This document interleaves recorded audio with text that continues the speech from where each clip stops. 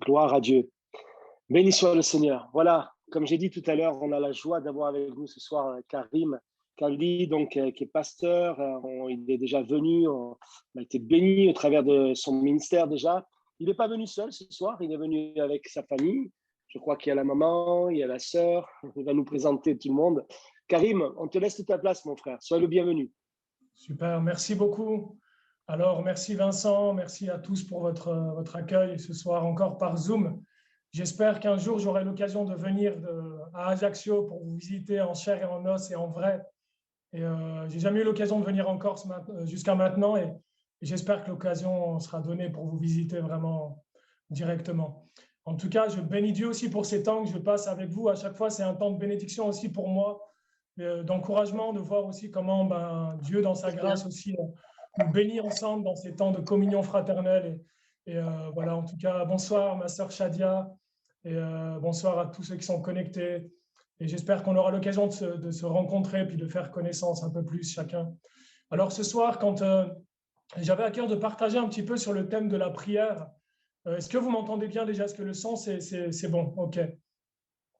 Quand Vincent m'a proposé de prendre ce temps de partage avec vous ce soir, ce qui était dans mon cœur, la pensée qui montait, qui revenait principalement dans mon cœur, c'était un encouragement par rapport à la prière, à la vie de prière. Et en tout cas, je pense ne pas être le seul, mais je pense comme beaucoup, on est dans une période où il y a comme une lourdeur, un fardeau spirituel qui nous empêche peut-être de nous tenir dans la prière, de percer dans la prière. Et je crois qu'on est, pour moi, pour ma part, avec la compréhension, un peu l'analyse que j'ai du temps dans lequel on est, c'est comme si en fait, on a l'impression qu'on est un peu dans un temps d'isolement. On a l'impression parfois de se retrouver un petit peu coupé de l'Église, coupé de la communion fraternelle, coupé des temps forts qu'on peut avoir ensemble et on a l'impression peut-être qu'on se retrouve un peu déconnecté, parfois un peu isolé, comme séparé un peu du corps et on se retrouve des fois un peu avec ce sentiment d'être isolé spirituellement.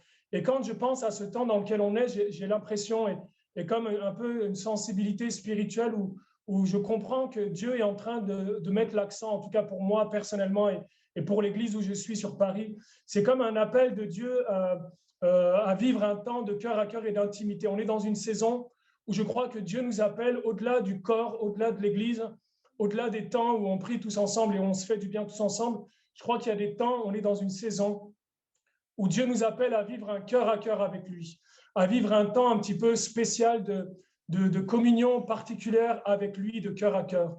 Et si l'Église prend, il y a des moments où l'Église s'arrête, des moments où même la connexion Zoom ne suffit plus pour vivre des temps spirituels, je crois qu'il y a un appel de Dieu pour vivre des temps de communion dans l'intimité avec lui. Et c'est l'image, en fait, où quand je regarde un petit peu le temps dans lequel on est, Matthieu chapitre 25, où Jésus va parler de la fin des temps, il va dire les vierges sages et les vierges folles. Il y a comme une séparation qui s'opère et avec, pour ma part, personnellement, un sentiment d'alerte en disant c'est le temps de faire le plein d'huile. Ce temps d'intimité, ce temps où on a l'impression un petit peu d'être isolé, de se retrouver un petit peu seul face à nous-mêmes et face à Dieu, c'est comme un appel de la part de Dieu à faire le plein d'huile dans cette saison. Je crois qu'on est dans une période où il est temps réellement de chercher la présence de Dieu pour être à nouveau rempli de cette huile sainte. Et pour ma part, je vis des grands défis par rapport à ma vie de prière personnelle. Et je comprends qu'il y a aussi un ennemi qui se lève et qui veut à tout prix éteindre la prière, éteindre ma voix dans la prière.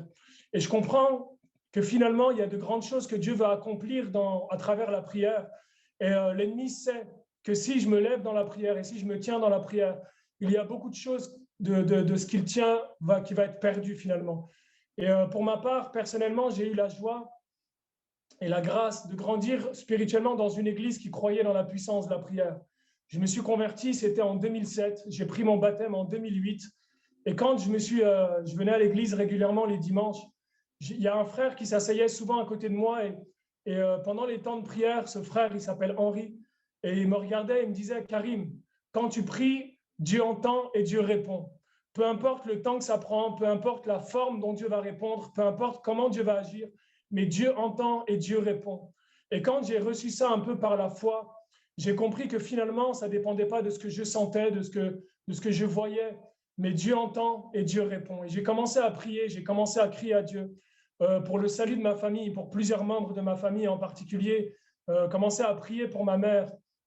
Et ça a pris pendant des mois. Et quand je me suis converti, ma mère était internée à l'hôpital psychiatrique. Elle prenait des médicaments, peut-être une dizaine de médicaments tous les jours, et internée à l'hôpital psychiatrique. Et je me tenais dans la présence de Dieu, dans le jeûne, dans la prière, à crier à Dieu. Et je savais cette voix du frère Henri qui résonnait dans mon cœur. Dieu entend et Dieu répond. Peu importe la situation dans laquelle tu es, peu importe la situation dans laquelle ta maman se trouve, Dieu entend et Dieu répond.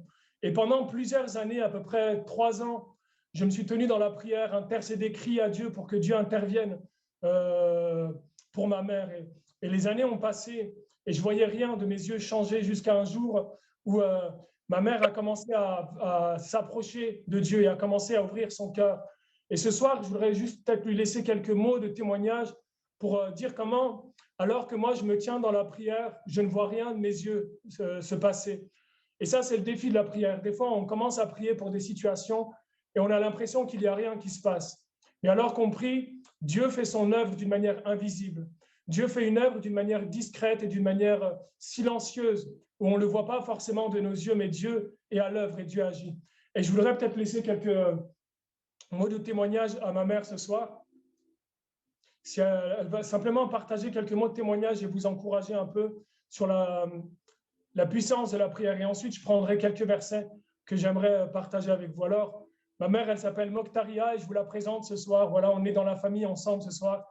J'espère que vous allez bien l'accueillir aussi comme moi. Bonsoir tout le monde. Il y en a qui font coucou. Bonsoir. Voilà, bonsoir. Bonsoir ma sœur. On est heureux de vous avoir avec nous. Alors, elle va Merci. partager quelques mots de témoignage et ensuite je prendrai un verset de la parole et on pourra continuer ensemble.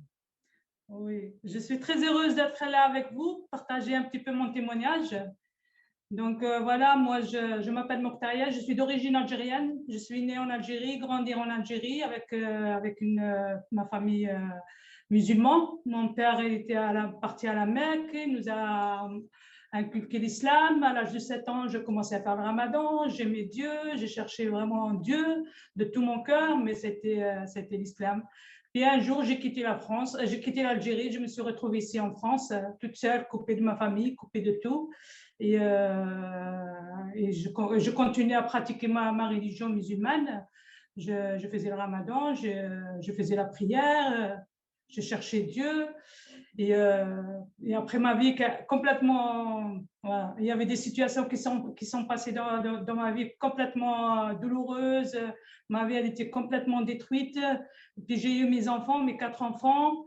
J'ai élevé mes enfants. Je me suis mise dans ma religion. J'ai élevé mes enfants. Et un jour, ben, mes enfants, ils sont grandis. Et j'avais ma fille, elle a eu 18 ans et elle est partie. Hein.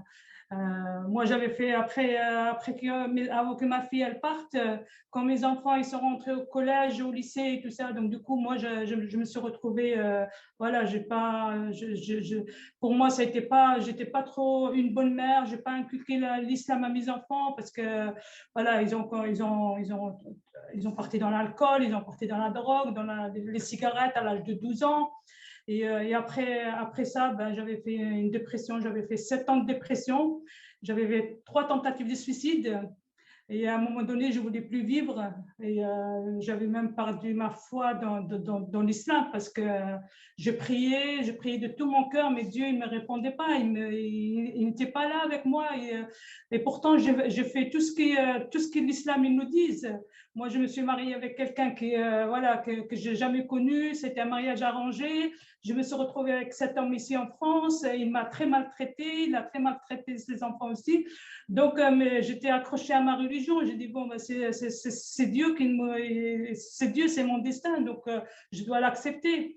Mais une fois que mes enfants ils sont partis, ben, ils ont commencé dans la drogue, l'alcool, et puis et moi je voyais tout ça, toute cette destruction, et je commençais à tomber dans la dépression. Et j'avais fait 7 ans, j'ai passé 7 ans dans la dépression, une grave dépression, 3 tentatives de suicide.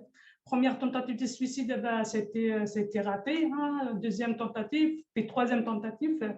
Et la troisième tentative de suicide, ben là, c'était un petit peu grave parce que je me suis retrouvée à l'hôpital psychiatrique après. Et autre-temps, ben, pendant ma période de souffrance, ben, j'avais mes enfants qui étaient en train de se convertir. J'avais ma fille, la première qui s'est convertie, elle a rencontré un chrétien. Elle est partie de la maison à l'âge de 18 ans. Elle a rencontré un chrétien, puis elle ne voulait plus de la religion, elle ne croyait plus en Dieu. Elle a dit, moi, je ne crois pas en Dieu. S'il y a un Dieu, pourquoi on vit ça? Et du coup, le Seigneur, vraiment, il a mis un garçon sur son chemin, c'est un chrétien. Et aujourd'hui, ben, il s'est marié avec elle, elle s'est convertie, elle m'a caché sa foi, elle ne voulait pas me le dire. Et elle a continué à vivre sa foi avec lui, elle s'est mariée avec lui, elle est toujours mariée avec lui, ils ont 4 enfants. Et puis après, il y avait mon fils Karim, que je l'ai vu vraiment, c'était un miracle dans sa vie. Moi, je croyais en Dieu, mais tout ce qu'après lui, il s'est converti après elle. Et du coup, moi, je l'ai connu qu'il était dans l'alcool, dans la drogue, je ne savais pas quoi faire avec lui. Et, il était complètement perdu. Et puis un jour, ben, d'un coup, ben, je le voyais changer. Plus de l'alcool, plus de la drogue, plus rien, changé complètement. Je voyais, quand il était là devant moi, je voyais vraiment ce changement. Je ne savais pas vraiment c'est quoi qui se passe dans sa vie. Et après, quand je suis sortie de l'hôpital psychiatrique, après ma dernière tentative de suicide, donc du coup, ben, je suis sortie de chez moi avec plein de médicaments. J'avais plein de médicaments à prendre. Et du coup, ben, Karim, il vient vers moi, il s'assoit comme ça à côté de moi dans mon lit. Et puis, je lui dis, c'est moi que j'ai posé la question, je dis, Karim, qu'est-ce qui se passe dans ta vie? Je dis, moi, je t'ai connu alcoolique, aujourd'hui, tu ne bois plus, je t'ai vu prendre la drogue, parce qu'il vivait avec nous, avec moi dans l'appartement. Donc, du coup, je voyais vraiment toute la destruction. Et le jour au lendemain, ben, le Seigneur, il a fait des miracles. Et moi, j'avais posé cette question, puis il m'a même pas parlé de Jésus, rien du tout. Il m'a dit, j'ai rencontré Dieu, et Dieu, il a fait non, il m'a dit, c'est l'amour de Dieu qui m'a changé. Bon, ben, j'ai dit, écoute, oui, j'ai l'amour de Dieu. Je dis, je sais. Je dis, moi aussi, je crois en Dieu. Moi, je suis musulmane, je crois en Dieu. Donc, voilà, l'amour de Dieu, oui, on sait que Dieu nous aime. Mais je commençais à un petit peu discuter un petit peu avec lui, tout ça. Puis là, il m'a dit Jésus. Il m'a dit, j'ai jamais cherché Jésus. Il m'a dit, moi, j'ai prié, j'ai demandé à Dieu, et c'est Jésus qui est venu à moi. Et du coup, quand il m'a dit Jésus, je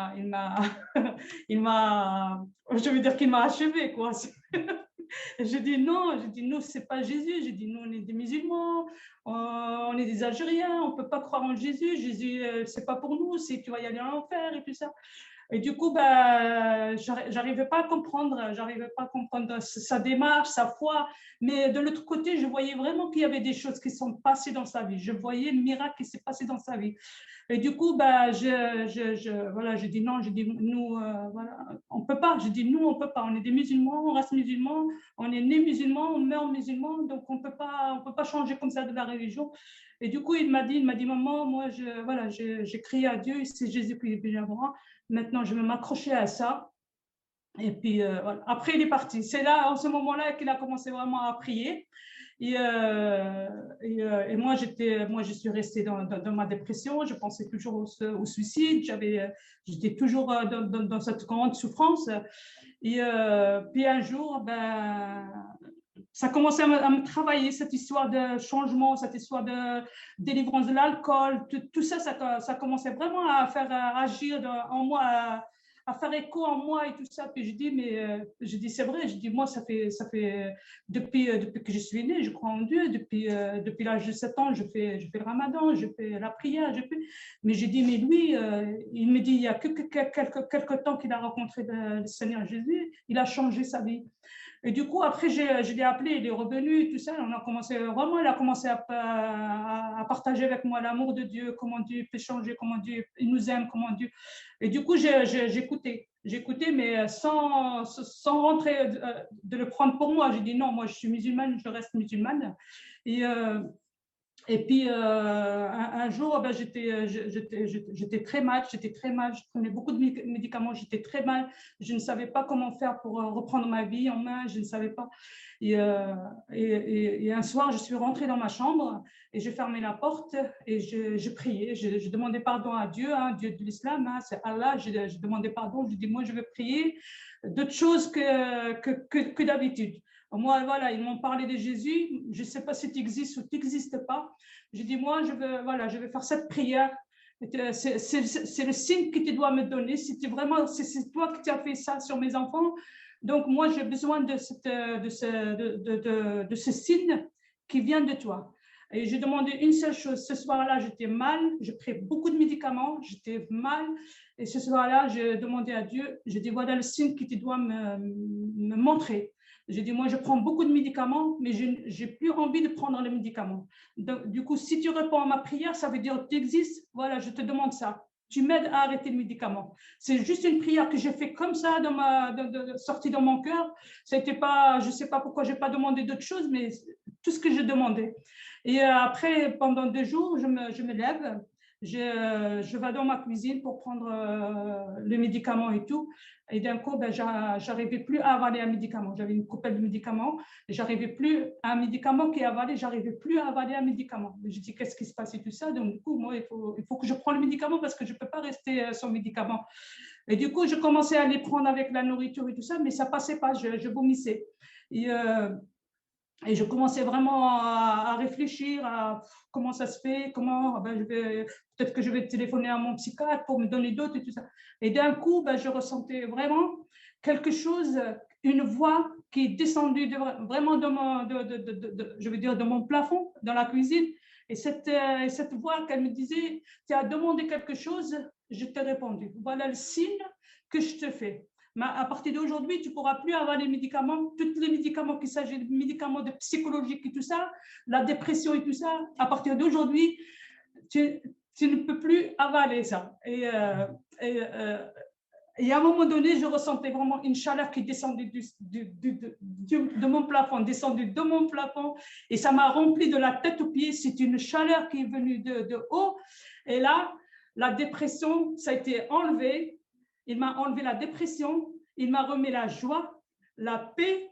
Et depuis ce jour-là, je suis en paix, je suis en joie. Et je me suis donnée à Jésus, je me suis mise par terre, j'ai prié, j'ai dit, Seigneur, maintenant tu m'as répondu à ma prière, tu m'as donné le signe. Et c'est vrai, c'est toi qui as fait des miracles sur mes enfants. Aujourd'hui, c'est moi que j'ai besoin de toi.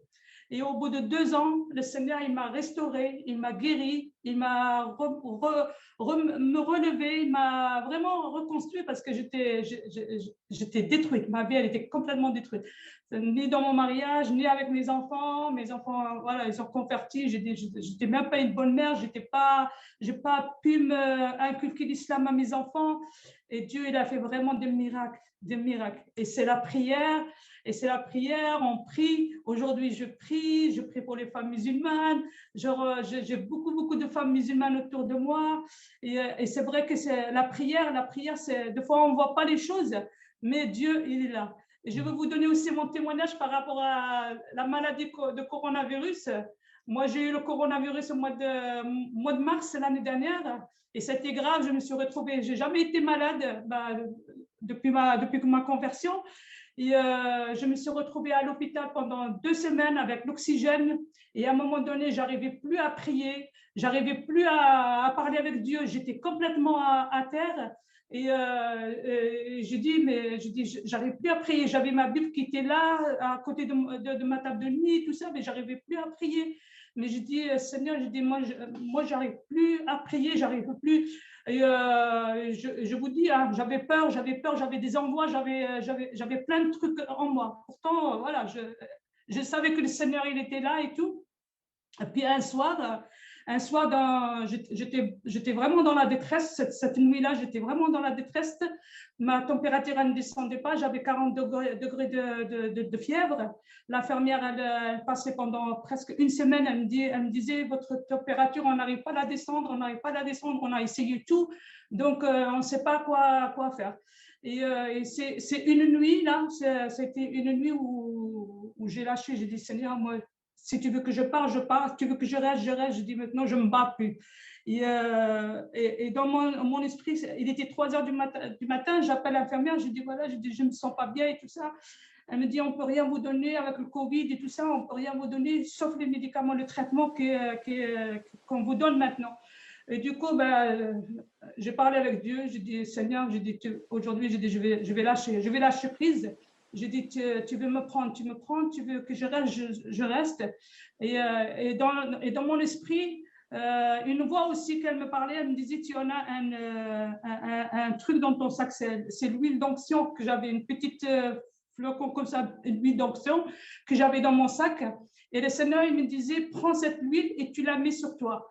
Et j'ai pris cette huile et je commençais à la mettre sur moi. J'avais mis un petit peu sur ma tête, un petit peu. Et là, après, je sentais vraiment une paix. Je sentais vraiment que Dieu m'a visité cette nuit-là. Une paix, une joie. Il me disait, ne t'inquiète pas. Et ce matin-là, je me suis endormie jusqu'à 9 heures. L'infirmière, elle vient me prendre la température. Elle me disait, votre température, elle a commencé à baisser. Vous avez 37. Bon, elle me dit, mais bon, on va attendre parce qu'on ne sait pas trop. Des fois, elle baisse, des fois, elle monte. Et du coup, dans la journée, elle est revenue me la prendre. Après, c'était 37 pendant 3 jours, 37. Et après, quand le médecin il est venu me voir, il m'a dit, on ne comprend pas. Il m'a dit, votre température s'est baissée. Mais il m'a dit, quand vous êtes arrivé le premier jour, par rapport à les radios de poumons et tout ça, il m'a dit que vos poumons, ils sont abîmés. Et du coup, quand il m'a dit, mais avant de vous laisser partir, on va faire les radios de poumons pour qu'on puisse voir. Et du coup, ils m'ont amené pour faire les radios de poumons. Mais là, le médecin il m'a dit, on dirait que vous n'avez pas eu le coronavirus. Il m'a dit, vous n'avez plus rien. Il m'a dit, vous pouvez rentrer chez vous. Et ça a été vraiment un combat par rapport à la prière, par rapport à la peur, et ça a été vraiment un combat. Mais Dieu, pendant l'épreuve, parce que ce n'est pas parce qu'on est chrétien qu'on peut pas avoir des épreuves, on peut pas avoir. Dieu il nous demande de prier, c'est vrai, il nous demande de prier. Mais de fois on n'a plus de force de prier. Moi, je sais que cette nuit-là, le Seigneur il m'a tenu ma main pour m'accompagner dans cette épreuve-là. Et c'était pas facile. Et aujourd'hui, vraiment, il m'a restauré, il m'a guéri par rapport à cette maladie et tout ça, quoi. Et la prière, franchement, moi, je prie beaucoup pour les femmes musulmanes aussi et je vois vraiment le fruit. Donc, moi, je vous encourage de prier, même si on ne voit pas les choses, continuons à prier. La prière, c'est une puissance, c'est une arme. Et l'ennemi, des fois, il ne veut pas qu'on prie. Il veut nous fermer la bouche, il ne veut pas qu'on prie. Donc, je vous encourage de prier vraiment pour vos familles, pour l'Église. Moi, je prie beaucoup pour l'Église, pour les églises, je prie beaucoup pour les serviteurs de Dieu. Dieu, il nous tient. Même des fois, on ne voit pas des choses avec nos yeux, mais spirituellement, il y a des choses qui se passent. Donc, voilà, je vous bénis. Amen. Amen, amen. Gloire à Dieu. Hein. Gloire à Dieu. Merci, ma soeur, pour ce témoignage qui rend gloire à Dieu. Hein. Vraiment, Dieu est merveilleux. Et c'est vrai, souvent, on prie, comme elle a partagé. Moi, quand je priais pour ma mère pendant presque 2 ans ou 3 ans, c'était un peu une prière remplie, non pas de foi, mais remplie d'incrédulité. Je ne sais pas si ça vous arrive aussi, des fois, on prie pour des sujets, pour des choses, mais dès qu'on les voit arriver devant nos yeux, c'est comme s'il y a... finalement, on ne s'attendait pas à les voir arriver. C'est comme quand l'Église priait pour Pierre qui était en prison et ils ne voyaient pas que l'ange a été envoyé pour libérer Pierre. Et lorsque l'Église a vu Pierre arriver, ils ont compris que Dieu avait agi, mais ils étaient surpris. Et quand j'ai vu ma mère arriver la première fois à l'Église, moi, j'étais le premier surpris et je me suis dit, mais il y a comme une explosion de la foi dans mon cœur. Et je me suis dit, si Dieu est capable de le faire pour elle, alors il est capable d'agir pour n'importe qui. Si Dieu l'a fait pour ma mère, je sais qu'il est capable de le faire pour n'importe quelle personne.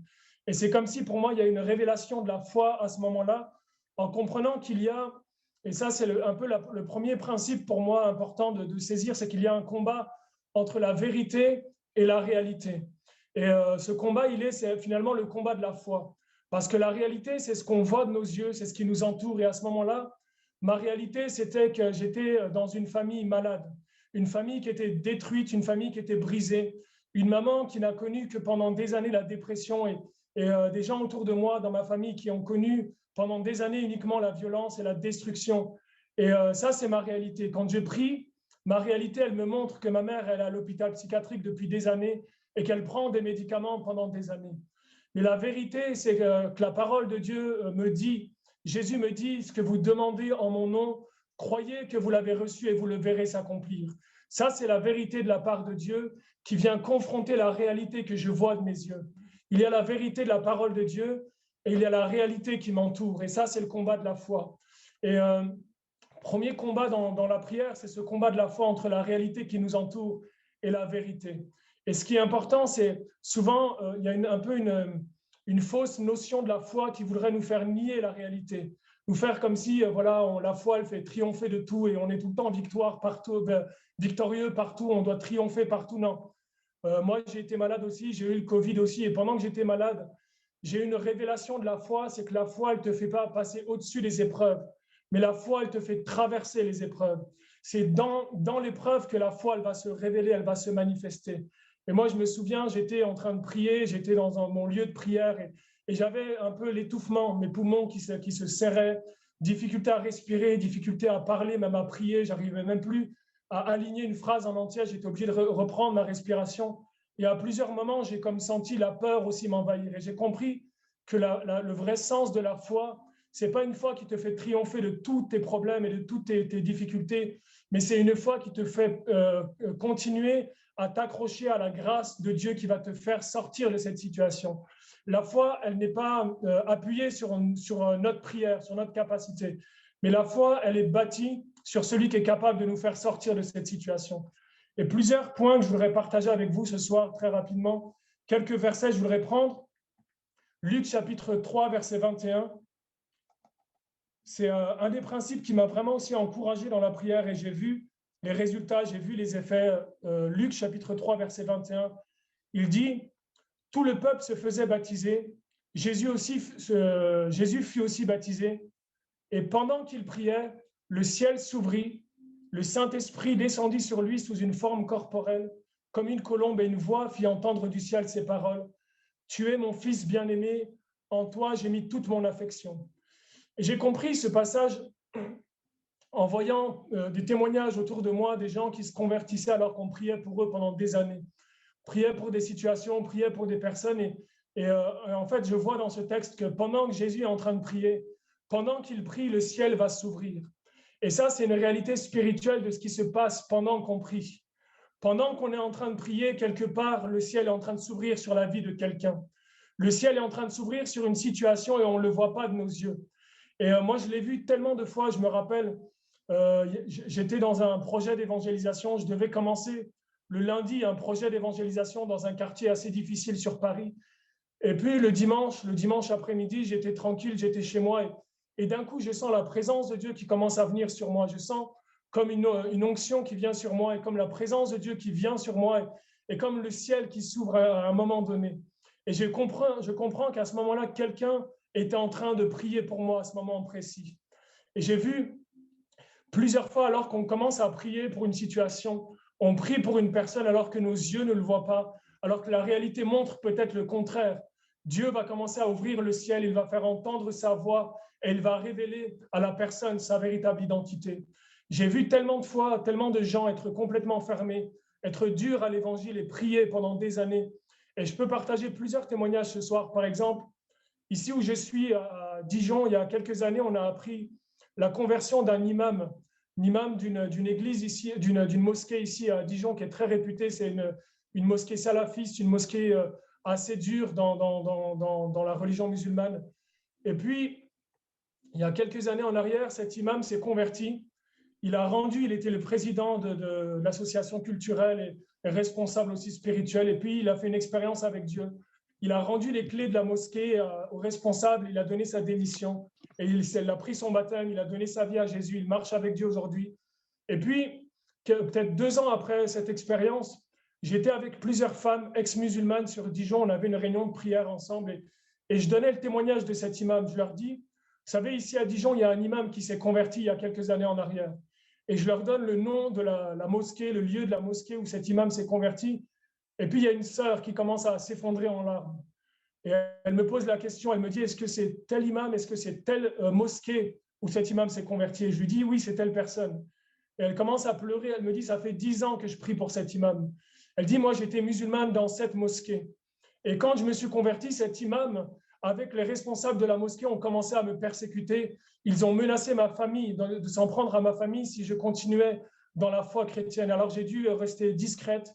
Elle a quitté l'église, elle a abandonné l'église et les rassemblements. Elle restait chez elle le dimanche et elle a commencé à ne plus parler de Dieu autour d'elle. Et puis pendant 10 ans, elle a commencé à prier pour cet imam quasiment tous les jours et pendant 10 ans. Et au bout de 10 ans, le ciel s'ouvre, la présence de Dieu vient sur cet homme et il va se convertir, il va donner sa vie à Jésus. Et plusieurs témoignages comme ça où on a vu, alors qu'on prie, même si nos yeux ne le voient pas, et c'est un premier encouragement que je voudrais vous laisser, vous dire alors que vous êtes en train de prier pour des situations, le ciel est en train de s'ouvrir quelque part. Alors que tu pries pour quelqu'un, pour un membre de ta famille, même si tu ne le vois pas, le ciel est en train de s'ouvrir quelque part. Alors que tu pries pour des situations, la foi, elle me fait croire dans la vérité de Dieu plus que dans la réalité de ce que je vois. Et alors que je prie, il y a cette conviction de la foi cette conviction qui me fait dire que le ciel est en train de s'ouvrir pour la personne pour laquelle on prie. Pendant des années, j'ai prié pour chaque membre de ma famille. Et par la grâce de Dieu, on a vu plusieurs se convertir les uns après les autres.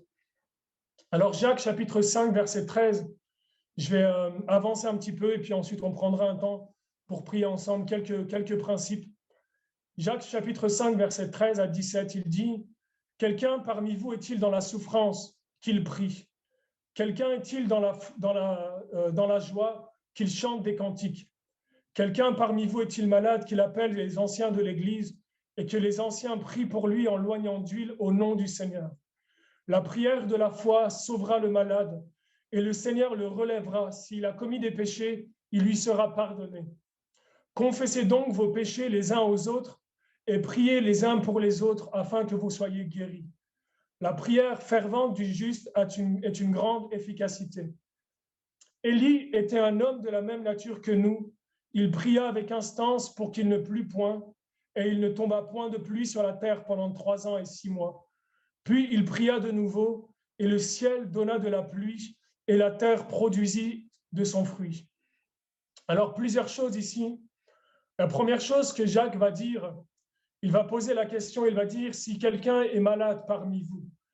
Et si on m'aurait posé cette question quand je me suis converti, Karim, si quelqu'un est malade autour de toi, moi j'aurais regardé Jacques droit dans les yeux, l'apôtre Jacques, je lui aurais dit, mon ami, il y a beaucoup de gens qui sont malades autour de moi, il y a beaucoup de familles qui sont malades autour de moi, il y a beaucoup de situations qui sont malades autour de moi. Ma vie intérieure est malade, ma famille est complètement malade, mon ministère, des vies qui sont autour de moi et qui sont brisées, qui sont détruites spirituellement, émotionnellement, et des situations autour de moi complètement détruites et complètement brisées. Et l'apôtre Jacques va donner un seul élément. Il va dire, la prière de la foi guérira et relèvera le malade.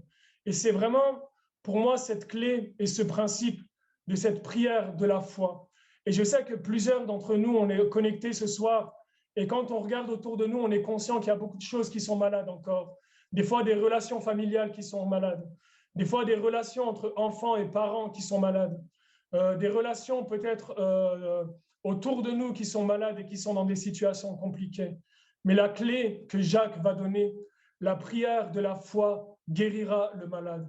Et il y a pour moi un élément ici qui est important, c'est l'élément de la persévérance. Vous savez, la foi, ce n'est pas quelque chose qui nous donne d'obtenir le résultat de manière instantanée.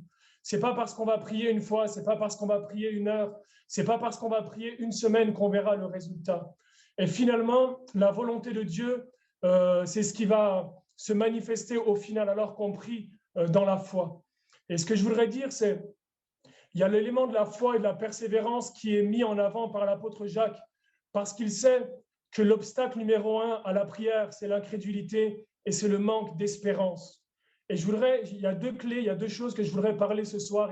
Et alors que je parlais de préparer ce message dans la prière, je sentais que dans mon cœur, le Saint-Esprit mettait 2 points en avant. Le premier point, c'était un peu ce sentiment de désespoir qui gagne les cœurs de plusieurs dans la prière, de déception alors qu'on a prié pendant longtemps, on a prié pour des choses, on a prié pour des situations, on a prié pour des personnes, et on a senti que les choses ne changeaient pas, que les choses avaient l'impression de ne pas bouger. Et je me rappelais une chose, un principe que j'ai mis en place pour ma vie de prière personnelle, c'est qu'à chaque fois que je viens dans la prière, peut-être pour la même situation pour laquelle je prie pendant des années, c'est comme si je dois venir à chaque fois avec une espérance nouvelle. C'est comme si je prie à chaque fois pour la première fois pour le même sujet. Alors que je prie pendant des années pour les mêmes choses, à chaque fois que je prie, je dois prier avec l'espoir qui est renouvelé dans la prière chaque matin. Chaque jour, cet espoir qui doit être renouvelé. Parce qu'on a prié pour beaucoup de situations et des fois, on n'a pas vu les choses changer. Et il y a la déception, il y a peut-être l'incrédulité qui a gagné nos cœurs. Et j'ai été touché par un témoignage, le témoignage d'un homme de Dieu qui s'appelle George Muller, peut-être que plusieurs connaissent. George Muller, c'est un homme de Dieu, un homme de foi connu par beaucoup. Et c'est un homme de prière. Il avait une liste de prières avec 40 noms. Il y avait 40 personnes pour qui George Muller priait tous les jours. Et à la fin de sa vie, quand George Muller est mort, il est décédé, le moment de ses funérailles, ils ont, après avoir rendu le témoignage de sa vie et des miracles qui ont accompagné sa vie, ils ont pris le journal de prière de cet homme, George Muller, 40 noms de prière, et sur les 40 noms, il y avait 38 noms qui étaient barrés avec la date de la conversion de la personne juste à côté. Et pendant peut-être 50 ans de vie chrétienne, de ministère, George Muller a prié chaque jour pour ces personnes-là. Et puis, à la fin de la liste, il y avait quelques noms qui n'étaient pas encore notés comme convertis. Et puis, le jour de ces funérailles, le pasteur a prêché l'évangile.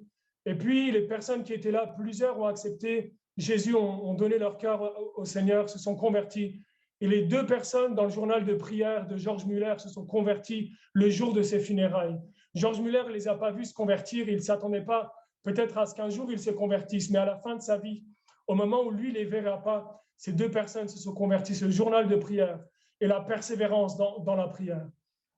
Et je voudrais vous encourager ce soir simplement par rapport à cette espérance qui est renouvelée dans la prière. Et je sais que la foi et l'espérance renouvelée, c'est ce qui est agréable à Dieu. En sachant que finalement, si je n'ai pas vu les choses se produire jusqu'à maintenant, je sais, l'espérance me dit que Dieu est toujours capable d'agir d'une manière surprenante.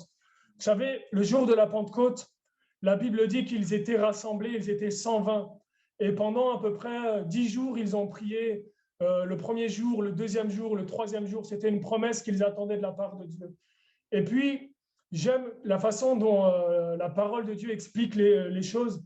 Il dit, et soudainement, le Saint-Esprit descendit et ils furent tous remplis du Saint-Esprit. Et le mot-clé ici, c'est soudainement. Et je me suis rendu compte que Dieu, je ne sais pas si je l'ai déjà partagé ici, mais Dieu est le Dieu du tout à coup et le Dieu du soudainement. Alors qu'on prie pendant des années pour quelque chose, alors soudainement, la main de Dieu agit et quelque chose se passe qu'on ne s'attendait même plus, qu'on n'espérait même plus voir arriver. Pendant qu'on prie, tout à coup, le ciel s'ouvre et Dieu agit d'une manière surprenante. Et c'est pour moi l'importance de pouvoir se tenir dans la prière avec une espérance renouvelée. Deuxième chose que Jacques va donner, il va dire, à la fin du verset, il va dire « Confessez, la prière de la foi sauvera le malade et le Seigneur le relèvera. S'il a commis des péchés, il lui sera pardonné. Confessez donc vos péchés les uns aux autres et priez les uns pour les autres, afin que vous soyez guéris. » Et c'est comme si Jacques savait un des obstacles de la prière. La première chose, il parle de la foi. L'un des obstacles, c'est l'incrédulité, c'est peut-être le manque d'espérance en Dieu qui nous empêche de saisir ce que Dieu nous a promis. Et la deuxième chose, il va dire, si quelqu'un a péché, il lui sera pardonné. Et j'aimerais dire à quelqu'un ce soir, il y a un libre accès devant le trône de la grâce de Dieu pour nos vies. Et si quelqu'un a péché, Jacques nous dit, il lui sera pardonné. Il y a un obstacle que l'ennemi aime mettre devant nous dans la prière, c'est la condamnation et c'est le sentiment d'injustice, de se sentir pas digne de se présenter devant Dieu, pas digne de venir dans la présence de Dieu et prier et demander à Dieu d'agir en notre faveur. Mais Jacques rappelle, alors qu'on vient dans la présence de Dieu, s'il y a des péchés, il lui sera pardonné. La première chose que Dieu opère dans nos cœurs alors qu'on s'approche de lui, avec un sentiment de repentance et de reconnaissance de nos fautes, de nos erreurs, c'est que Dieu va enlever ce sentiment d'impureté et d'indignité dans sa présence. Et à chaque fois qu'on vient devant lui, Dieu va effacer, Dieu va purifier nos cœurs, il va nous libérer de ce poids peut-être du péché qui est là, et que ce voile qui nous empêche de nous approcher de Dieu avec conviction, avec assurance. Et l'apôtre Jean dit dans 1 Jean chapitre 3, il va dire, si notre cœur a de l'assurance devant Dieu, alors nous savons, si notre cœur ne nous condamne pas, alors nous savons que nous obtenons ce que nous lui demandons. Et ce qui nous empêche d'avoir de l'assurance devant Dieu, c'est lorsque notre cœur nous condamne. Et la clé ici, Jacques dit, lorsqu'on se présente devant Dieu, s'il y a des péchés qui ont été commis, le Seigneur lui pardonnera. Alors qu'on vient avec foi, alors qu'on vient avec confiance, Dieu est capable d'enlever ce qui nous pèse et les fardeaux qui sont sur nos cœurs. Et puis, plusieurs choses que je voulais partager avec vous. Voilà, la confession, ce qui nous empêche de recevoir de la part de Dieu, toutes ces choses-là. Et puis le dernier point, il va faire une comparaison avec le prophète Élie. Et c'est comme si, moi, quand je relisais ce texte dans Jacques, je comprenais pendant longtemps, j'ai compris que Jacques était un homme d'une grande foi, et Dieu m'attendait au niveau de la foi d'Élie, être un homme de grande foi. Et en fait, j'ai compris récemment que c'était l'inverse. C'est pas moi qui suis de la même nature qu'Élie, mais c'est Élie qui est de la même nature que moi. Ça veut dire que Élie avait ses doutes, il avait ses combats, il avait l'incrédulité, il avait ses obstacles dans ses pensées, il avait ses moments d'échec, ses moments de combat spirituel, ces moments où dans ses pensées, même la confusion venait l'empêcher de se tenir devant Dieu. Élie, un homme de la même nature que nous, et il a prié pour que le ciel soit fermé et que la pluie s'arrête.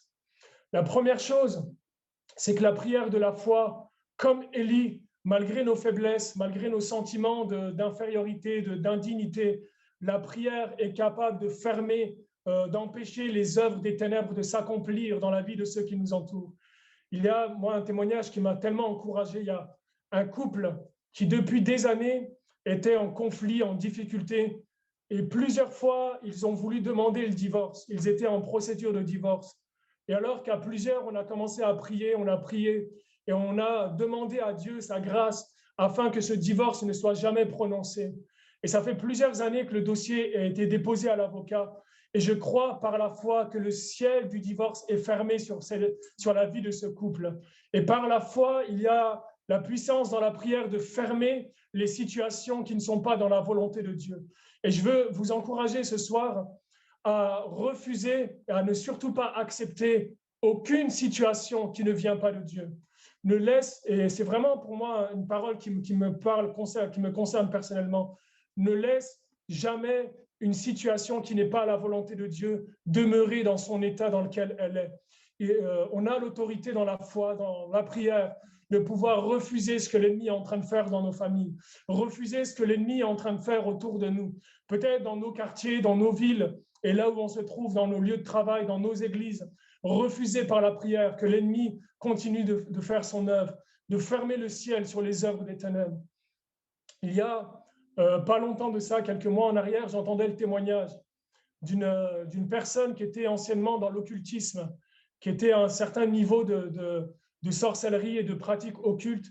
Et cette personne avait l'habitude, dans ses pratiques occultes, dans le quartier dans lequel elle était, où elle opérait, de lancer des malédictions et d'opérer toutes sortes de malédictions pour briser les familles, pour diviser les couples et amener des maladies, amener des divisions dans les familles entre les parents, les enfants, amener de la rébellion, amener toutes sortes de confusion. Et son œuvre dans ce quartier était une œuvre de destruction. Et puis un jour, il y a une famille chrétienne qui est venue s'installer dans ce quartier. Et alors que cette personne continuait à faire ses opérations occultes de destruction, il y a un moment donné où tout ce qu'elle faisait échouait, ne marchait plus, elle n'arrivait plus à lancer ses malédictions, à opérer ses œuvres de destruction. Et puis un jour, elle cherche à comprendre ce qui se passe. Et puis elle comprend que les démons avec lesquels, les esprits impurs avec lesquels elle avait l'habitude d'agir dans ce quartier ne pouvaient plus agir parce qu'il y avait dans cette maison une enfant de 6 ans qui priait tous les soirs avant de se coucher. Et cet enfant de 6 ans qui priait amenait la présence de Dieu non seulement dans sa maison, mais dans le quartier dans lequel elle était. Et l'ennemi n'avait plus de pouvoir pour agir dans le quartier dans lequel elle était.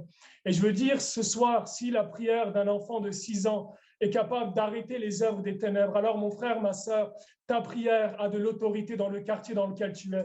Ta prière a de l'autorité pour ta famille. Ta prière a de l'autorité pour ceux que tu fais monter devant le trône de la grâce.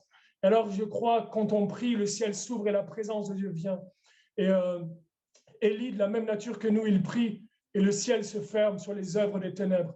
Il prie et le ciel va s'ouvrir, la pluie de la grâce de Dieu va descendre. Il pria à nouveau, le ciel s'ouvra et la pluie descendit et la terre produisit son fruit. Et quand Élie a prié, le ciel s'est ouvert à nouveau et la présence de Dieu est venue amener les fruits de ce qu'on est incapable de voir, d'accomplir par nous-mêmes, mais que seul Dieu est capable d'accomplir. Par la prière, on amène les fruits de la repentance, on amène la conviction de péché, on amène, pour les personnes pour qui on prie, comme une révélation de qui est Dieu et finalement du besoin de Dieu. La Bible dit, Jean chapitre 6, je crois que c'est le verset 50 ou 51, où Jésus va dire à ses disciples, il va dire, personne ne peut venir au Père si le Père ne l'attire. Personne ne peut venir à Dieu si Dieu ne l'attire. Et je me suis posé la question, finalement, qu'est-ce qui va permettre à ce qu'une personne va commencer à être attirée par Dieu, ce qui va empêcher une personne d'être attirée par Dieu? La première chose qui empêche une personne d'être attirée vers Dieu, c'est le voile d'aveuglement dans son esprit, dans son intelligence. Et par la prière, il y a comme ce voile qui commence à être ôté. Et cette personne qui commence à se remettre en question sur son état et sur son besoin de Dieu. Et par la prière, la présence de Dieu va commencer à convaincre de péché, de justice et de jugement la personne pour qui on prie. Et puis, je termine en partageant quelques témoignages de la vie de prière. Chaque année, on a, pendant le mois du Ramadan, des temps de prière. On commence le Ramadan aujourd'hui, c'est le premier jour du Ramadan pour les musulmans jusqu'au 11.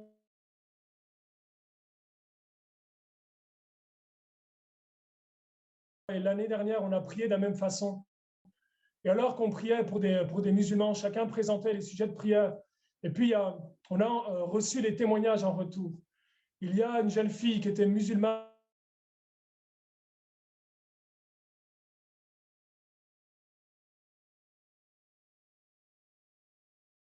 Un coup de téléphone à une des sœurs de l'équipe d'évangélisation. Et ce soir-là, cette fille, elle va avoir un songe, un rêve. Et dans ce rêve, elle va voir la personne de Jésus venir à elle et simplement la toucher, lui donner la paix. Cette fille, elle était dans la dépression depuis plusieurs années et elle s'est réveillée ce matin-là avec une paix et une joie qu'elle n'avait pas connue depuis des années en arrière. Et elle s'est réveillée le matin, elle a appelé la sœur, elle a dit moi j'étais musulmane et pendant des années j'étais dans la dépression. Mais cette nuit, j'ai vu la personne de Jésus venir me toucher dans mon rêve et m'enlever cette dépression. Et ce matin, je me réveille avec la joie. Et cette fille s'est approchée de Dieu, elle commence à marcher, à cheminer avec Dieu. Et plusieurs témoignages comme ça de réponse à la prière, à la puissance de la prière. Et ce soir, je voudrais simplement vous encourager à persévérer dans la prière, ce combat de la foi entre la réalité de ce qu'on voit et la vérité de ce que Dieu nous a promis. Le combat de la foi, notre foi doit être basée sur la vérité de la parole de Dieu et non pas sur la réalité de ce qu'on voit uniquement. Et puis, deuxième chose que j'ai partagée, c'était avoir une foi, une espérance qui est renouvelée. Et puis, troisième chose, c'était de venir à Dieu avec ce sentiment que Dieu nous pardonne de nos fautes, de nos échecs, de nos erreurs, alors qu'on s'approche de lui. Et puis, je voudrais terminer simplement en disant que ce que Dieu entend dans la prière, c'est pas les belles phrases, c'est pas les belles paroles, c'est pas la quantité, le temps de prière qu'on peut durer dans la prière. Ce qui va permettre à Dieu d'entendre et d'agir à travers la prière, c'est simplement la sincérité de nos cœurs. C'est simplement la simplicité avec laquelle on va s'approcher de Dieu. Chaque matin, chaque jour, peut-être 5 minutes, à dire, voilà, ouvrir simplement nos cœurs dans la présence de Dieu, à présenter une personne, à présenter une situation, à présenter peut-être même notre situation, notre cœur. Seigneur, j'arrive plus à prier. Ma vie de prière est éteinte. Seigneur, j'ai besoin que tu viennes me toucher à nouveau, que tu viennes me remplir à nouveau de ton esprit pour que je me tienne dans la prière. Et je crois qu'on est dans une saison où Dieu permet qu'on puisse se mettre à part un instant afin de vivre ce temps de communion et de cœur à cœur avec lui. Et voilà mon encouragement pour vous ce soir, simplement vous encourager à vous tenir dans la prière avec une espérance renouvelée, à croire que Dieu pardonne et que Dieu enlève peut-être les fardeaux qui sont sur nos épaules alors qu'on s'approche de Dieu. Et dire qu'avec Dieu, même si on ne voit pas, Dieu agit dans le secret, il est capable de transformer le cœur de celui pour qui on est en train de prier. Alors que nous prions, le ciel s'ouvre et les choses s'opèrent. Voilà simplement ce partage que je voulais vous laisser ce soir. Et il y a tellement de choses qu'on pourrait partager sur la prière, mais je voulais simplement résumer sur ces quelques points et vous encourager avec ces points-là. Voilà. Peut-être, Vincent, je te laisse reprendre. Oui, merci mon frère. Gloire à Dieu. Hein. Franchement, je crois que ton message a un écho dans le cœur de chacun, je crois, ce soir, et dans le cœur de plusieurs aussi en particulier. Et je pense que c'est vraiment une parole à propos, une parole qu'on a besoin, que l'Église a besoin d'entendre. Et vraiment, merci Seigneur aussi pour cette arme puissante qu'est la prière. Amen. Et moi, je crois que ce serait bien peut-être, Karim, que tu puisses prier peut-être pour ceux et celles qui sont là ce soir. Et on va terminer après en priant pour certaines personnes. Mais peut-être qu'au milieu de nous, et sûrement, et il y a au milieu de nous, des personnes qui sont dans les moments difficiles comme ça. J'ai bien aimé la foi nous donne de traverser les épreuves. Et je crois que plusieurs ont besoin d'être renouvelés, d'être encouragés ce soir, d'être visités par la puissance du Saint-Esprit. On va prier ensemble, hein, on va s'unir. Hein. Amen. Alléluia. Seigneur, je veux te remercier, Seigneur, pour ta parole qui nous rappelle, Seigneur, que Élie était un homme, Seigneur, de la même nature que nous. Seigneur, tu as précisé qu'il était de la même nature que nous parce que, Seigneur, tu voulais nous encourager. Seigneur, tu savais, Seigneur, combien il est facile pour nous, Seigneur, de sombrer des fois dans le découragement, de sombrer, Seigneur, mon Dieu, dans des pensées négatives, Seigneur, et de vraiment laisser la foi, l'espérance s'éteindre facilement. Mais Seigneur, merci parce que si tu nous dis que nous sommes comme Élie, c'est, Seigneur, que nous pouvons nous relever dans la prière. C'est, Seigneur, que nous pouvons reprendre les armes et les combats dans la prière. Et Seigneur, ce soir, je veux prier pour celle, Seigneur, peut-être qui a baissé les armes dans la prière. Seigneur, qui a été peut-être découragé par des situations. Et peut-être plusieurs ont prié pour des situations et comme l'ennemi, pour nous intimider, a montré que la situation s'empirait, elle devenait de pire en pire et c'est comme si ça nous a montré que finalement la prière n'arrange rien, ne change rien. Mais Seigneur, merci parce que tu nous as dit que l'ennemi est un menteur. Seigneur, et que si la situation s'empire, c'est non seulement que l'ennemi est à l'œuvre, mais c'est parce que toi, tu es à l'œuvre, Seigneur. Et Seigneur, mon Dieu, merci parce que nous savons que dans chaque situation que nous présentons dans la prière, Seigneur, l'ennemi n'aura jamais le dernier mot. Et Seigneur, nous voulons le laisser de repos, Seigneur, mon Dieu, jusqu'à ce que nous voyions ton règne, Seigneur, et ta volonté s'accomplir dans nos vies et dans nos familles. Au nom puissant de Jésus, je prie. Seigneur, toi qui n'éteins pas le lumignon qui fume, Seigneur, toi qui ravives la flamme et la foi de celui qui s'approche de toi, je prie, Seigneur mon Dieu, celui, Seigneur, qui prie, qui s'approche de toi ce soir, Seigneur, avec ce cri, Seigneur, de secours devant toi, Seigneur de grâce, renouvelle ma vie de prière, renouvelle ma foi, renouvelle, Seigneur, l'esprit de prière dans ma vie. Je prie, Seigneur mon Dieu, ce soir, que tu viennes renouveler, Seigneur, souffler à nouveau, Seigneur, dans nos cœurs et dans nos vies, Seigneur, afin qu'on puisse à nouveau se tenir dans la prière, reprendre les armes de la prière, au nom de Jésus. Oh Seigneur mon Dieu, merci. Oh Dieu, merci. Seigneur, merci parce que j'ai vraiment cette pensée par rapport à Adam. Quand Adam a péché, il était dans le jardin et Adam avait honte de retourner vers Dieu. Mais ce qui est merveilleux, c'est que Dieu est descendu dans le jardin et il a demandé à Adam, où es-tu? Et Dieu a demandé à Adam, où es-tu? Parce que Dieu avait l'habitude d'entendre la voix d'Adam. Tous les soirs dans le jardin, ils avaient des temps de prière. Adam parlait avec Dieu. Et Dieu était habitué à entendre la voix d'Adam lui parler tous les soirs. Mais un soir, Dieu n'a plus entendu la voix d'Adam. Il n'entendait plus sa voix monter vers Dieu. Alors, comme Dieu n'a plus entendu sa voix, il est descendu voir ce qui se passait dans sa vie. Et peut-être ce soir, il y a quelqu'un qui fait plus monter sa voix devant Dieu, comme Adam qui n'élève plus la voix devant Dieu. Et Dieu veut s'approcher de toi pour te dire, mon fils, ma fille, où es-tu? J'ai besoin d'entendre ta voix. Je veux entendre ta voix m'adorer, me prier, me louer, me chercher. Et je prie ce soir que ce qui avait éteint ta vie de prière, peut-être les blessures, peut-être le découragement, peut-être des fardeaux du travail, des situations de famille compliquées qui t'ont alourdi et qui t'ont empêché de t'approcher de Dieu. Mais ce soir, je prie que toutes ces choses soient ôtées, puis comme Adam, tu puisses revenir vers Dieu, commencer à parler à nouveau avec lui, commencer à lui ouvrir ton cœur à nouveau. Père, je prie ce soir, Seigneur, que ce qui était éteint, Seigneur, reprenne vie dans le nom de Jésus. Saint-Esprit, tu es celui qui souffle sur les braises. Tu es celui qui ravive ce feu ce soir.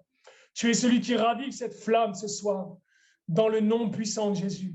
Seigneur, merci parce que c'est ta grâce qui nous accueille. Ce n'est pas, Seigneur, la condamnation ou, Seigneur mon Dieu, l'injustice, mais c'est la grâce qui nous accueille ce soir. Donne-nous de nous approcher du trône de la grâce avec foi, au nom de Jésus. Amen. Je ne sais pas, Vincent, s'il y a peut-être des sujets de prière pour lesquels on peut intercéder. Oui, on va prier pour Ange, notre frère, il est là avec nous, qui est dans une situation, comme je crois que ton message a vraiment tombé à point et vraiment parle à son cœur, mais il parle, comme j'ai dit tout à l'heure, à chacun d'entre nous. Il doit subir notre intervention, une énième intervention le 20 avril. Ça a été, précipité à cause de sa situation, de sa santé. On va prier pour notre frère Ange. On prie pour Laetitia aussi, qui va devoir faire d'autres examens plus poussés, des complications. On prie pour notre sœur, que Dieu pose sa main là aussi dans sa santé. On va prier aussi pour le père de Christian Gabrielli, donc, qui est vraiment là aussi très âgé, mais alors je ne sais pas s'il doit faire le chimio ou pas, et il y a une situation aussi très compliquée. On va prier pour que Dieu étende ses mains. Et puis, la belle-mère de Wendy aussi, qui a, suite à un AVC, elle est paralysée d'un côté. Son fils, il sait que l'Église prie, hein, il n'est pas converti, mais que Dieu pose sa main. Il y a d'autres situations, d'autres cas, on ne peut pas citer tout le monde. Mais je voudrais que quelques-uns puissent élever leur voix aussi, prier. Hein. Toi aussi, Karim, on va prier particulièrement pour ces personnes. Et puis, vous qui êtes là, frères et sœurs, vous avez sûrement peut-être un sujet de prière personnel, vous avez peut-être une personne sur votre cœur, vous allez penser à cette personne, on va prier pour ça, et Dieu va étendre ses mains. Amen. Je voudrais que peut-être, Karim, peut-être aussi encore à ta prière se joigne Marie-France, peut-être aussi Laïna, on prend encore, on dépasse, mais on est bien dans la présence de Dieu, et je pense que c'est des moments importants, hein, et on ne regarde pas le temps. Peut-être Marie-France, Laïna aussi, si Laïna est là, si elle peut prier. Et puis également, peut-être j'avais pensé à Jean-Baptiste et puis à David aussi. Jean-Baptiste Gardella, s'il peut prier aussi. Et qu'ensemble, on ait un moment vraiment de prière et d'intercession pour tous ces bien-aimés et tous ces cas qui sont sur nos cœurs.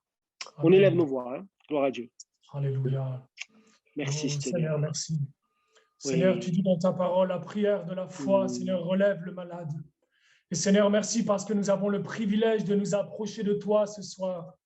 Seigneur, nous avons le privilège de nous tenir devant le trône de la grâce.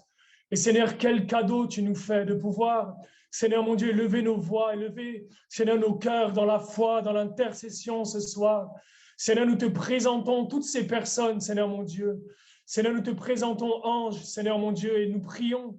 Seigneur, que tu étendes ta main de grâce maintenant, Seigneur mon Dieu.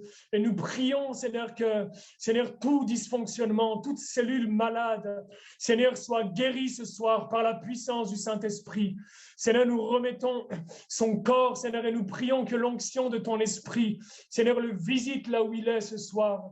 Et nous déclarons la puissance de guérison. Nous déclarons, Seigneur, que comme ta parole le dit, la foi, Seigneur, la prière de la foi relève le malade. Seigneur, dans ta grâce, qu'il soit relevé par ta grâce, qu'il soit relevé par la puissance du Saint-Esprit. Seigneur, nous te remettons toutes ces situations. Je prie, Seigneur, en particulier pour la belle-mère de Wendy. Seigneur, cette dame qui a fait un AVC. Seigneur, je prie que ta présence vienne sur elle ce soir. Seigneur, comme nous l'avons déclaré, que le ciel s'ouvre. Seigneur, alors que nous prions que le ciel s'ouvre, que ta présence vienne sur elle. Seigneur, et qu'elle soit touchée dans son corps, touchée, Seigneur, dans son âme, dans son être intérieur. Seigneur, renouvelée dans ta présence. Au nom de Jésus, tu es le Dieu des miracles. Tu es l'Éternel qui guérit. Et ce soir, nous élevons ton nom, Jésus. Et nous te remercions pour ton œuvre qui est parfaite. Au nom de Jésus. Alléluia. O re kamata variante, inde re kadabarusciente, C'est vrai, Seigneur. Remercier, mon Dieu. Nous voulons te remercier par avance, Seigneur, pour les guérisons que pour notre frère Ange, Seigneur, que tu puisses restaurer son genou, sur toute sa jambe, Seigneur, complètement. Seigneur, je veux penser particulièrement également à ma sœur Laetitia, Seigneur, tu vois, ses problèmes de santé, Seigneur, ce cancer, Seigneur, vraiment que tu puisses chasser cette maladie de son corps, Seigneur, et merci parce que tu lui donnes ta paix, cette paix surnaturelle qui ne peut venir que de toi, Seigneur. Je veux te prier toutes les personnes, Seigneur, qui sont malades dans notre Église et qui ont besoin d'une guérison, une guérison miraculeuse, Seigneur, dans leur corps, Seigneur, et vraiment, c'est avec confiance, Seigneur, nous nous tournons vers toi, Seigneur, pour implorer ta grâce, Seigneur, pour toutes ces personnes, Seigneur, vraiment, merci, mon Dieu, par avance de tout ce que tu vas accomplir, et nous voulons bientôt avoir des témoignages de guérison, Seigneur, et merci, Seigneur, merci pour ce que tu vas faire, mon Dieu, dans notre Église et dans ses corps, Seigneur, merci, Seigneur. Amen. Merci encore, mon Dieu, pour cette grâce que tu nous donnes encore ce soir, de pouvoir encore nous réunir en ton nom. Merci encore pour cette grâce que tu nous donnes encore, de pouvoir encore, Seigneur, te prier, de pouvoir encore, Seigneur, intercéder, Seigneur, en faveur de nos frères et sœurs. Je te remets encore, Seigneur, avec l'Église, notre frère Ange, entre tes mains. Nous te remettons encore entre tes mains, Seigneur, notre sœur Laetitia. Tu connais encore, Seigneur, Seigneur, ce qu'ils ont. Tu sais mieux que nous-mêmes ce qu'ils ont, parce que c'est toi notre médecin divin. Amen. Et nous voulons encore, Seigneur, vivre aujourd'hui le miraculeux. Amen. Parce que tu es le miraculeux. Parce que tu es ce Dieu qui ne change pas, qui est toujours le même hier, aujourd'hui et éternellement. Ce que tu as fait il y a auparavant, Seigneur, tu le fais encore aujourd'hui. Parce que tu n'es pas un homme pour mentir. Tu es le Dieu tout-puissant. Tu es le Dieu 3 fois saint, Seigneur mon Dieu. Tu es celui encore, Seigneur, qui agit puissamment encore aujourd'hui. Parce que moi, Seigneur, nous avons pu le vivre. Alors, Seigneur, nous voulons encore, Seigneur, intercéder encore en faveur de nos frères et sœurs, en faveur de ton Église, de tes serviteurs, mon Dieu. Tu connais encore les besoins de chacun, Seigneur, mon Dieu, mieux que nous-mêmes, parce que tu es notre Créateur. Merci parce que, Seigneur, tu nous connais par notre nom. Et je sais encore, Seigneur, que tu béniras ton peuple, que tu guériras, Seigneur, dans le nom de Jésus. Tu guériras encore, Seigneur, nos frères et sœurs. Nous ne voulons pas nous arrêter à ce que nous voyons, c'est vrai, mon Dieu, mais nous voulons voir avec les yeux de la foi. Amen. Nous remercions encore, Seigneur, Jésus, parce que tu as tout pris à la croix. Tu as vaincu le monde et tu as vaincu la maladie. Tu as vaincu la mort, Seigneur mon Dieu. Alors je sais, Seigneur, de tout notre cœur, nous voulons encore nous fléchir nos genoux devant toi. Parce que, Seigneur, la prière, tu nous as donné encore la prière. Et nous savons que la prière fait toute la différence aujourd'hui. Et nous proclamons encore aujourd'hui le nom de Jésus encore sur la ville d'Ajaccio, sur l'île de la Corse, parce que nous voulons la Corse pour Jésus. Le terrain peut être dur, mais toi, tu es au-dessus de tout. Amen. Tu es au contrôle de tout et tu peux tout, Seigneur. Parce que, Seigneur, tu es, Seigneur, le Dieu encore, Seigneur tout-puissant. Oh Seigneur, mon Dieu, reçois toute notre louange, parce que je sais encore que tu agiras encore aujourd'hui. Reçois toute notre reconnaissance, parce que nous voulons te louer, te remercier pour ce que tu as fait, pour ce que tu fais et pour ce que tu feras encore ce soir, mon Dieu. Oh, béni soit ton nom. À toi la louange et la gloire dans le beau nom de Jésus. Amen. Amen, amen. On prie aussi pour Michel Iso qui est hospitalisé et qui a besoin de la grâce de Dieu. Nos frères prient maintenant. Alléluia. Alléluia. C'est vrai, Seigneur, merci Seigneur pour ce message, Seigneur mon Dieu, merci Seigneur de nous rappeler, Seigneur mon Dieu, à quel point la prière est puissante, Seigneur mon Dieu, quelle arme magnifique tu nous as donnée, Seigneur mon Dieu. Alors je te prie, Seigneur mon Dieu, pour notre frère Ange, Seigneur mon Dieu, afin que tu le gardes, Seigneur mon Dieu, Seigneur mon Dieu, que tu le guérisses totalement, Seigneur mon Dieu, pour notre sœur Laetitia, Seigneur mon Dieu, tu as cette maladie, Seigneur mon Dieu, que ces examens, Seigneur mon Dieu, soient bons, Seigneur mon Dieu, tu transformes le mal en bien, Seigneur mon Dieu. Je te prie, Seigneur mon Dieu, pour notre frère Tony, Seigneur mon Dieu aussi, Seigneur mon Dieu, afin que tu le relèves totalement, Seigneur mon Dieu. Je te prie pour Pauline aussi, Seigneur mon Dieu. Merci, Seigneur, parce que là aussi, tu es dans tes mains, Seigneur mon Dieu. Tu interviens, tu agis, Seigneur mon Dieu. Je te prie, Seigneur mon Dieu, pour le papa de Christian, Seigneur mon Dieu. Bénis cet homme, bénis-le, Seigneur mon Dieu. Pour la grand-mère de de Wendy, Seigneur mon Dieu. Là aussi, tu interviens, Seigneur mon Dieu. Et tous nos frères et sœurs qui sont malades, qui sont fatigués, Seigneur mon Dieu. Merci parce que tu les renouvelles, Seigneur mon Dieu. Tu les gardes, Seigneur mon Dieu. Tu les guéris, Seigneur mon Dieu. Tu es le Dieu des guérisons, Seigneur mon Dieu. Tu es le divin médecin, Seigneur mon Dieu. Je te loue, je te bénis, Seigneur mon Dieu. Amen. Alléluia. Je te prie, Père éternel, également, Père éternel, pour le frère Seigneur Iso, son épouse, mon Dieu. Vraiment, là aussi, tu poses tes mains, mon Père éternel. Nous te prions, Seigneur, vraiment de visiter, de restaurer, Seigneur. Et tu connais tous les besoins, Seigneur, mieux que nous-mêmes, mon Père éternel. Je te remets aussi notre frère Ange, Seigneur. Vraiment, je te prie de conduire cette nouvelle opération, Seigneur. Et tu connais, Seigneur, pourquoi on passe par des choses comme ça, Seigneur. Tu sais, Seigneur, il n'y a pas de hasard, mon Dieu. Alors tu le soutiens dans ses combats. Tu es avec lui, Seigneur. Je sais que tu vas te servir encore de lui, mon Dieu. Bénis Patricia, remplis-les, Seigneur, de ton esprit. Bénis-les, Seigneur. Bénis également Laetitia, notre sœur également, mon Dieu. Là aussi, Seigneur, te la remettons entre tes mains. Nous te prions de la guérir au nom de Jésus, Seigneur. Merci de bénir également mon Père éternel, tu vois, le papa de Christian, Seigneur Jésus.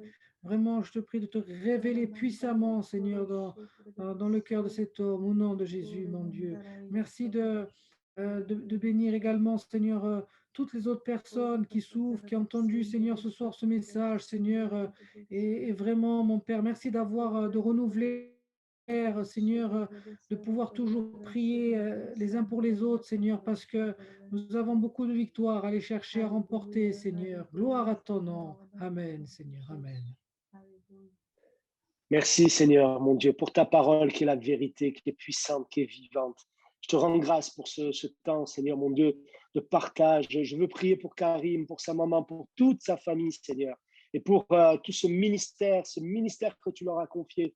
Nous voulons prier pour tous les musulmans, Seigneur, en France, tous les musulmans en Corse, Seigneur, mon Dieu, pour que tu te révèles d'une manière puissante au travers de ce moment du Ramadan, Seigneur, qu'il y ait, c'est vrai, Seigneur, mon Dieu, le ciel qui s'ouvre au-dessus de leur tête, Seigneur, et que tu te révèles, Jésus, dans leur vie. Nous te louons, nous te remercions, nous voulons vivre cette foi, ta parole. Nous voulons la vivre, pas simplement l'écouter, mais la vivre. Merci merci d'avance parce que nous croyons que tu as entendu nos prières et que tu réponds, Seigneur, qu'à toi revienne toute la gloire, Père, dans le nom de Jésus. Amen, amen et amen. Gloire à Dieu. Hein? Merci, amen. Seigneur, gloire à Dieu. Karim, mon frère, un grand merci. Un grand merci à ta maman. Hein? Que vraiment le Seigneur vous bénisse. Et il va falloir trouver une date. Hein? On espère que ça va s'arranger là. On va pouvoir avoir un peu plus de liberté. Mais il va falloir la trouver, cette date. Hein? C'est vrai. Avec plaisir, on sera ensemble. Ouais, voilà, il y a beaucoup. Alors, c'est marrant parce que juste avant la réunion, je regardais comme ça et ils ont fait un recensement qui a été effectué là, en Corse, là. Et il y a 42 000 musulmans en Corse. 42 000 musulmans en Corse. Qui allaient débuter justement le Ramadan. Ça n'a pas été, j'ai pas fait venir Karim juste avant le Ramadan parce que j'ai pensé, c'est tombé juste comme ça, mais je pense que c'est bien en même temps que tu nous aies rappelé tout ça parce qu'on va prier et nous on croit que le Seigneur là aussi, il a un peuple nombreux et qu'il veut se sauver et il veut bénir là aussi ce peuple. Amen. Hein, en tout cas, voilà, que Dieu te bénisse mon frère. Hein. On prie pour toi aussi, pour vous et que vraiment le Seigneur vous encourage. Hein. Amen. Merci à très bientôt alors. Hein. Merci.